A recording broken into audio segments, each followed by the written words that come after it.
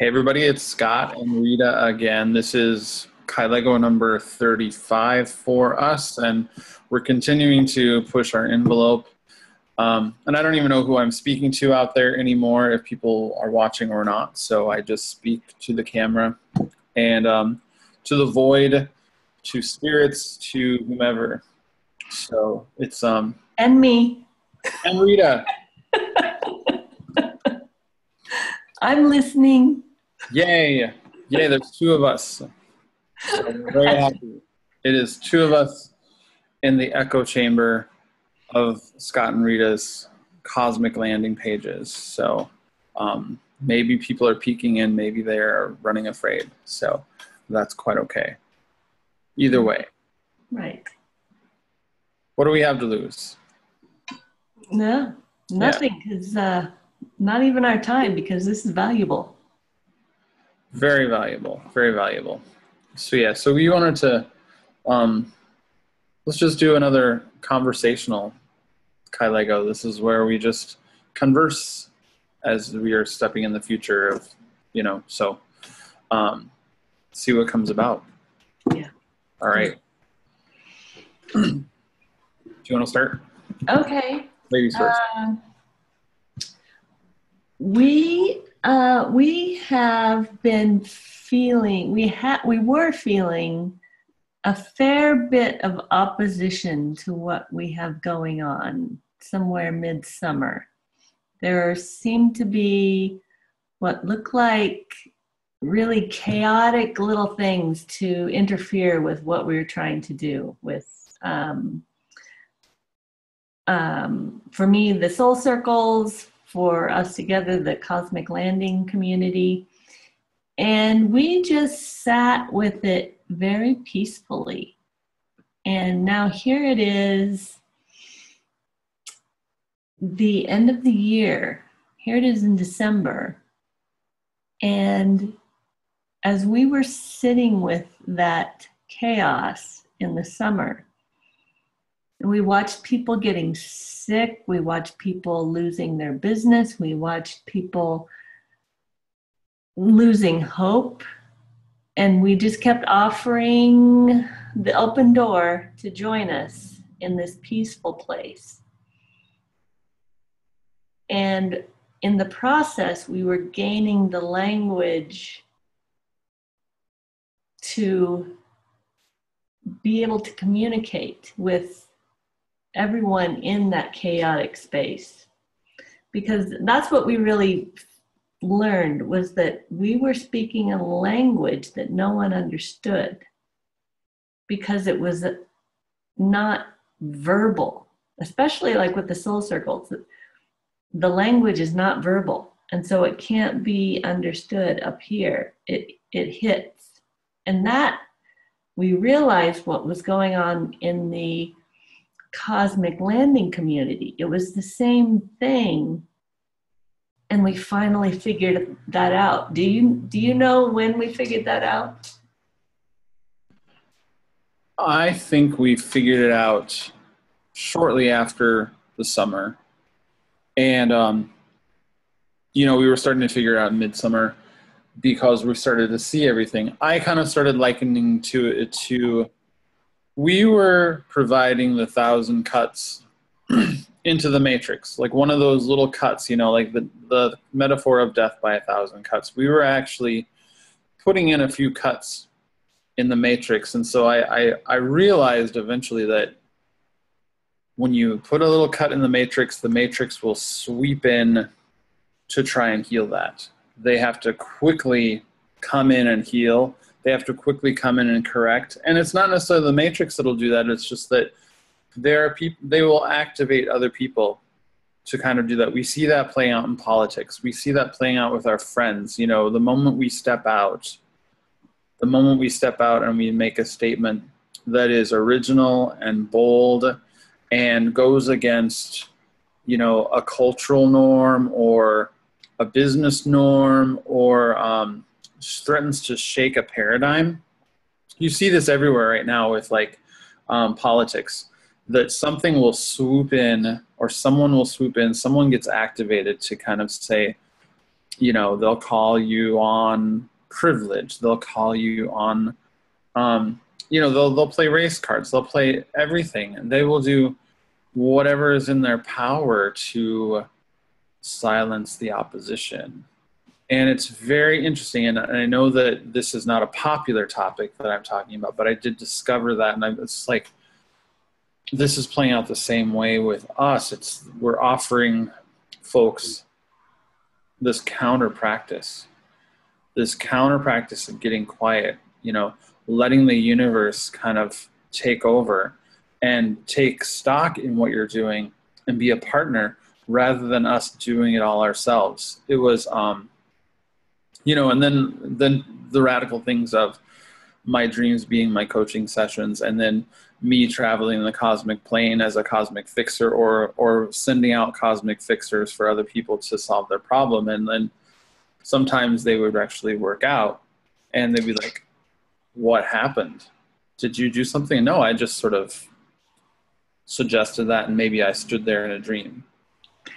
And so as you're talking, I realized that the key that opened the door for the people who have since joined us was, what if you don't have to do it all yourself? That was the thing that made everyone stop, get quiet for a minute, and actually feel what it would feel like to not believe they had to do everything themselves, and that there was a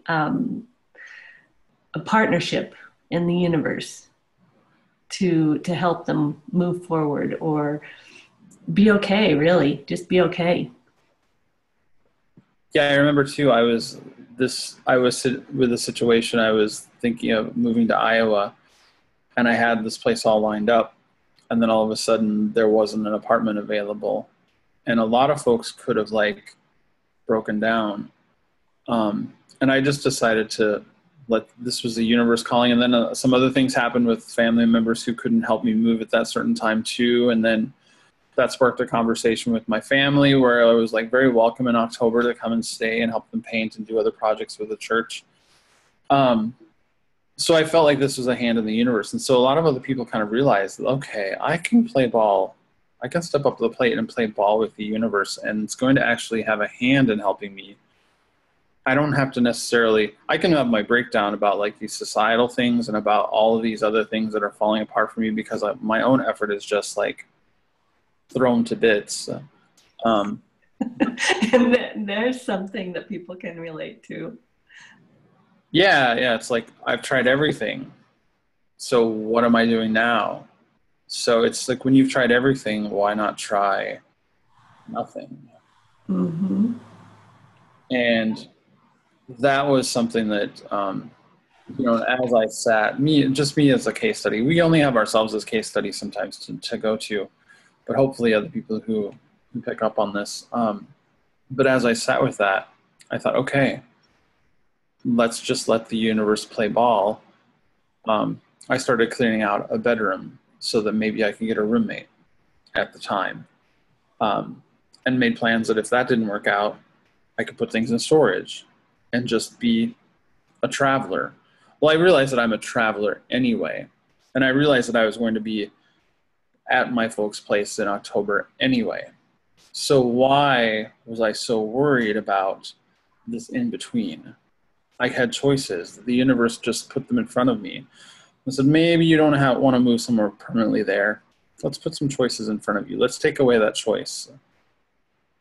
And let something else come in. And just realize that this is just kind of there are measurable things on chance that happen. There are measurable mathematical things about, coins being flipped and there's a mathematical thing about that in the universe. There's some sort of mathematical thing at work when I get a call, there's not an apartment available, and then my relative says, I have surgery on my knee that month anyway, I can't help you move. And then, which spurs a phone call to your family that says, oh, you won't be homeless, just come and stay here.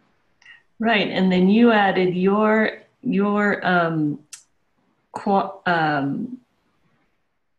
I don't know the mathematical term. your piece of that formula. You added yours by being peaceful rather than scurrying around trying to find alternatives to put into that slot in the formula. So that made a very different thing on the other side of the equal sign. Yeah, and I think when people start coming to us, they realize that, okay, that's the relief that I can feel, the path I can feel that's a relief out of this crazy self-effort that, oh, you mean I really do have this partnership with this unknown, unseen force, the universe, God, source, etc. And, you know, it just, that I think has been the biggest thing. It's like most people, they have to, like, you know, you look over the edge of a pool and you have no idea how deep it is. You know, if you look over the edge of a swimming pool and you're like, oh my gosh, I'm going to drown. But then if you step in and realize it's only an inch deep and you're 6 foot tall, but yet you can still float on that inch if you choose. So it's a real interesting, there's metaphors that are coming through for me about this, but I really think too that, you know, we realize that through this matricized society world, you know, we realize that we offer that. We're the woodpecker pecking against the tree. We're the termites in the system, and they're going to apply the insecticide, or they're going to put on these things because all of that system has been propped up so much. And we see that just playing out. And you and I saw a video too about like echoes. I think you remember that one. Yeah. So. Yeah. Well, I was just thinking as you were talking, I remember some people saying, well, yeah, Scott, sure, but that's just moving an apartment. You don't have this problem or that problem. So mine are much worse. And I mean, even in that summer, I was dealing with a member of my household who has cancer. And strangely, I was peaceful through it. And that felt loving to everybody involved.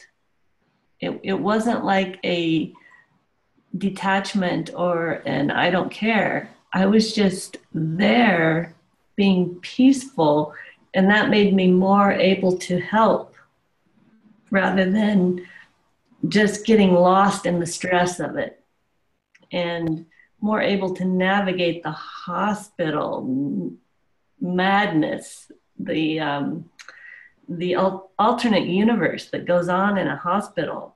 It's just bizarre. So I've learned a lot of new stuff since the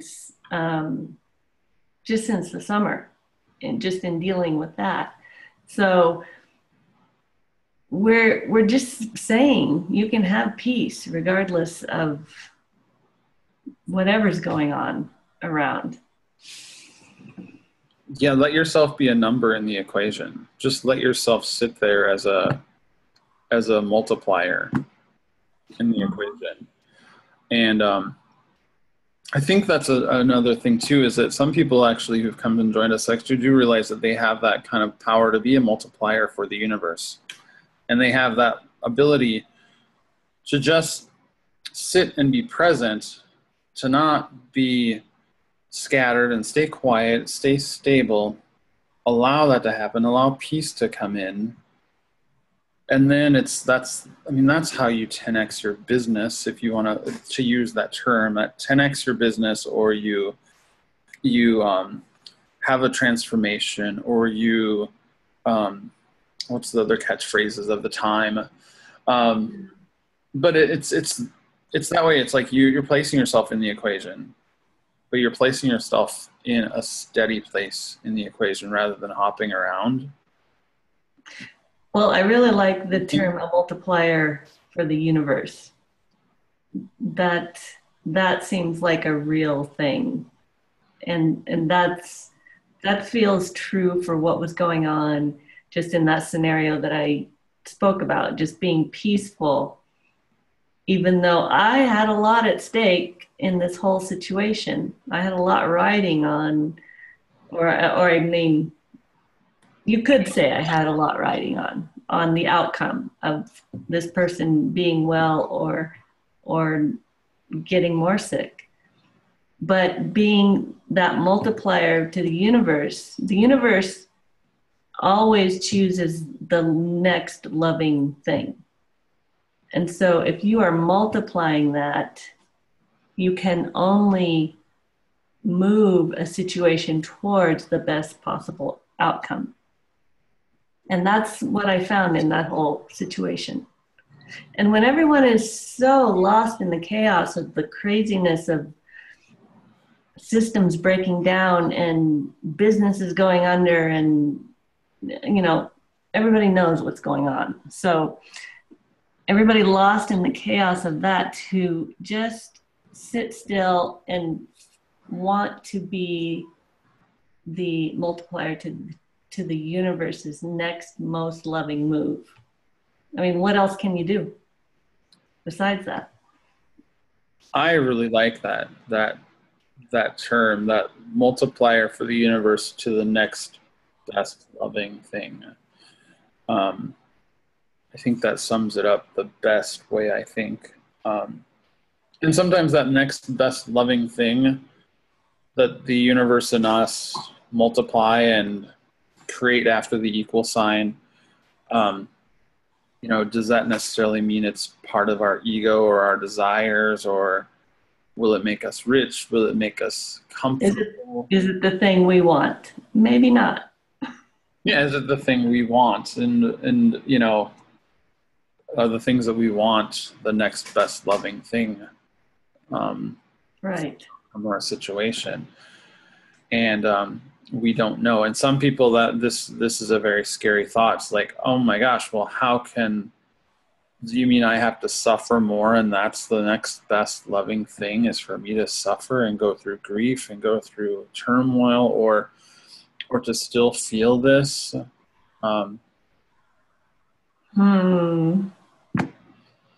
Well, maybe for a while, to actually feel it, yes. Always, yes. To actually feel whatever it is you need to feel. Yeah, it's very tough. And then, I, of course, will see folks who talk about, as the next best loving thing, the next violent school shooting. Is that what's going on? And so and I believe that those things are also part of that matrix chink, trying to whittle us away by throwing their own chaos that they've created back in, to this work. So that's to me, that's what I feel. I mean, you may feel something else, I'm not sure. I do think that a lot of folks who will see this will actually argue that, well, how can you say that when people should live longer, people should be safe, people should be healthy, people should be cared for. So yeah. I don't have a response to that at the moment. Yeah, it is one of those things that we know that we've faced, and we're going to continue facing those questions. We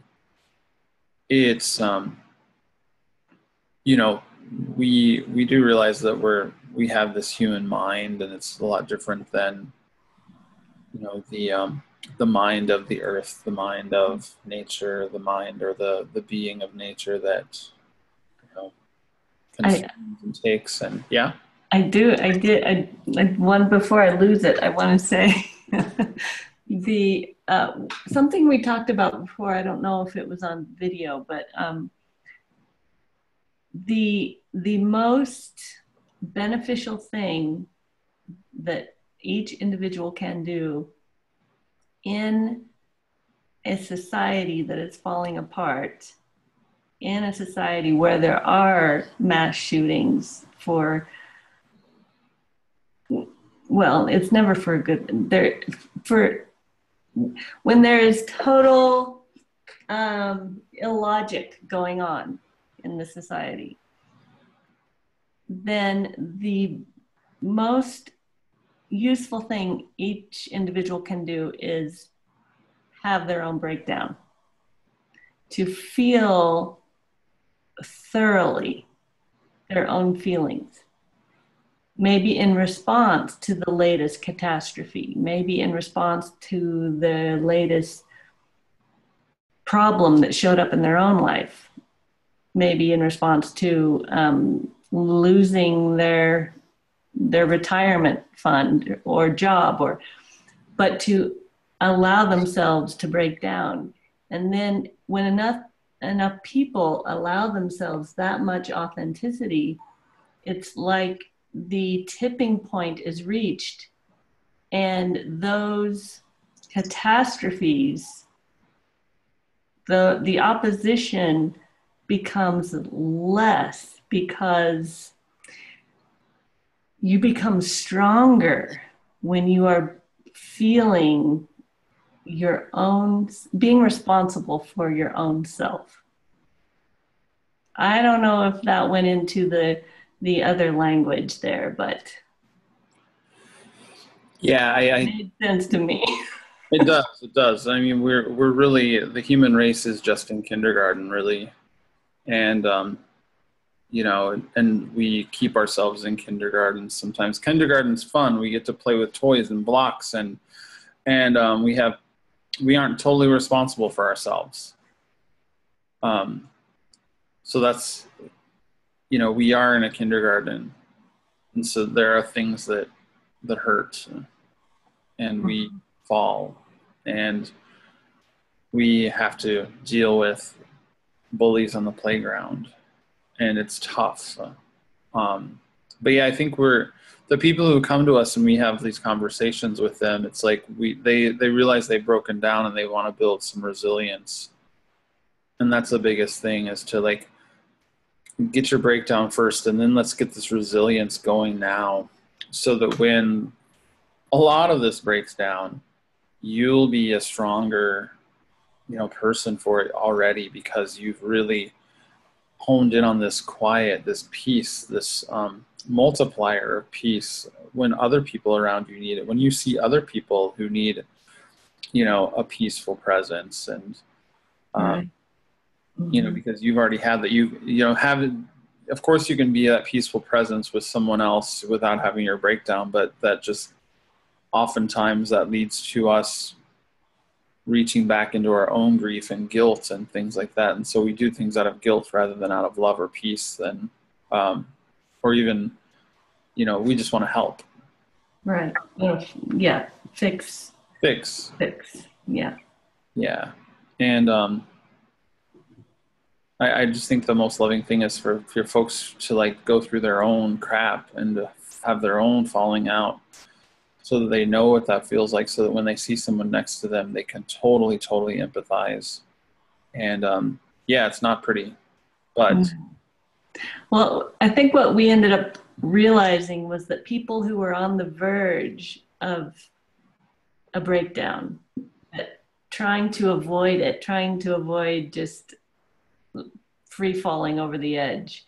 Maybe they had just lost their job a few weeks ago, or they had a few weeks to find another job before their severance was gone, and they came to us wanting to know how to get through that section and launch into their next part without any trouble. And we had to break it to them that there was only going to be trouble if they didn't allow this whole thing to play out in the most loving way. Right.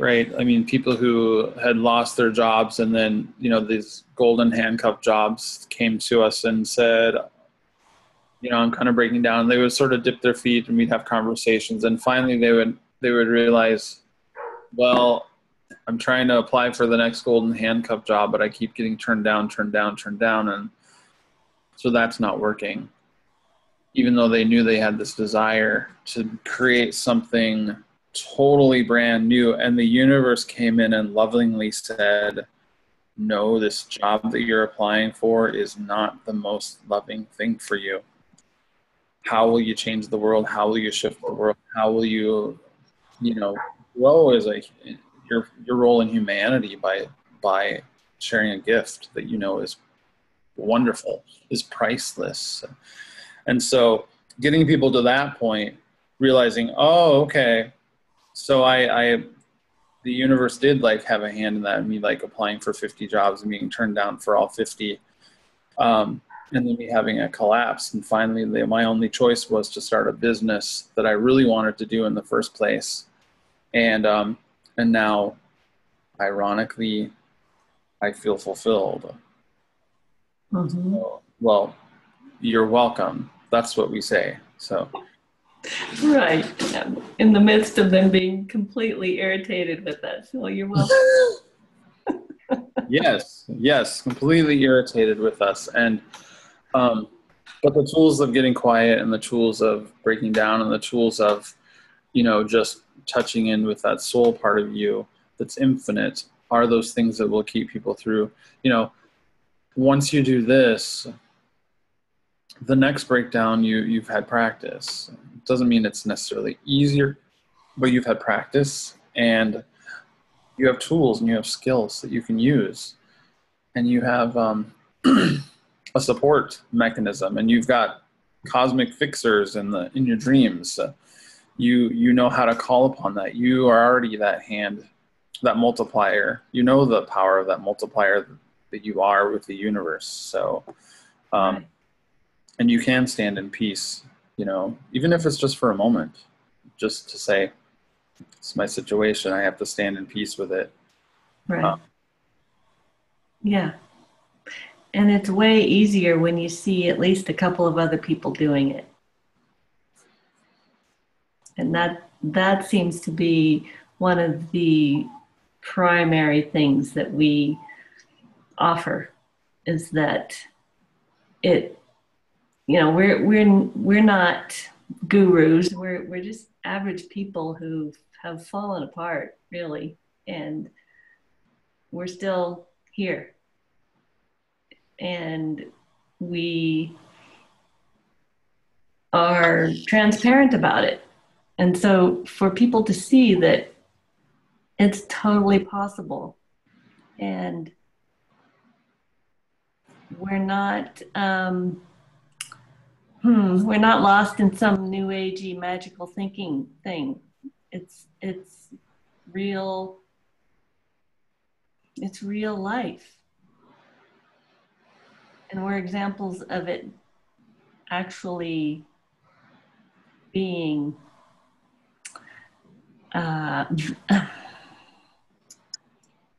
we're visible evidence. That's what I'm trying to say. Yeah, I mean, even back in the past when we created these things, all of these things that people see in our videos have come from us just getting off that struggle train and just really being peaceful, getting quiet. Your circles, the videos here, my ideas of cosmic fixers, the dreams as coaches,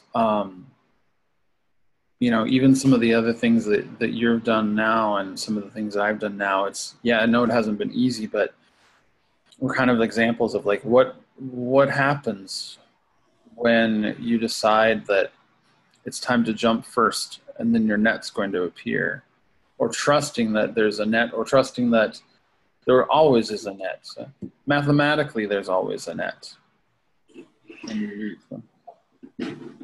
Right.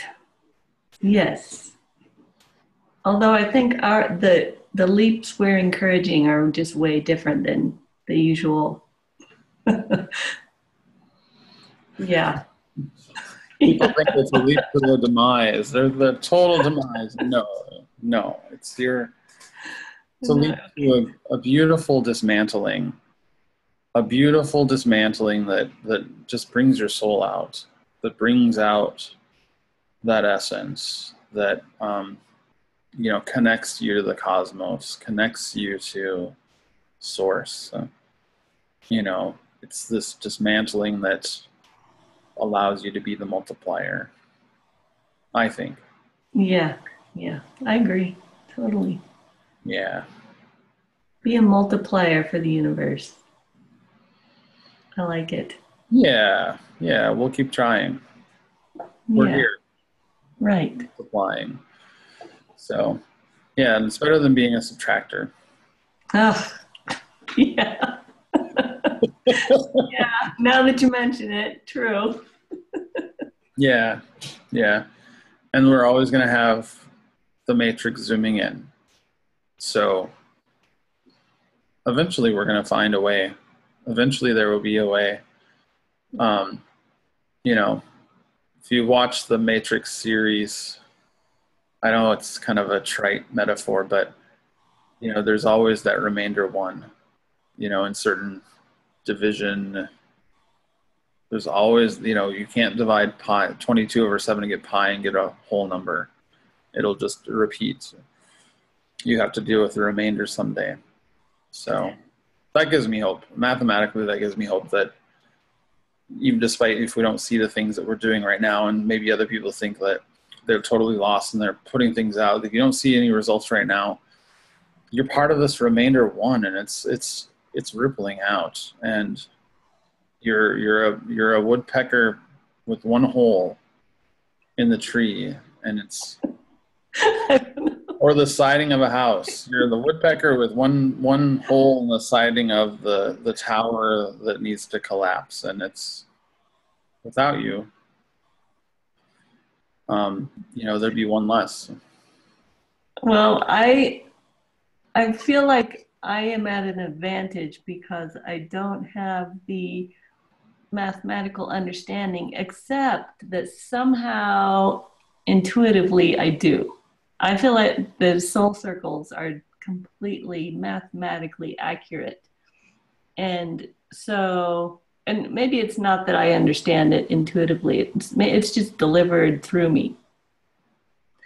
So when you're speaking about that, I can't make sense of it. And that's good. Because people get lost in that mental logical stuff and they miss the feeling part of it. Yeah. So it's actually good that you and I match up and balance it out really well. It's interesting. So I normally I'm really the good feely person, but a lot of these things make more. Oh, now I fill up that slot. All right. That's good. Sorry, I just take up all that space. Okay. Good. No, not really. Fun. Well, yeah, just divide 3 by. Well, no, you have to divide an odd number. Just do 22 divided by 7. You'll get, that's what pi is, but you'll never come up to a resolution. There's always like an infinitely repeating number or a remainder. You have to say remainder 1. So infinitely repeating dot 333333333, or pi is actually infinitely repeating. Okay.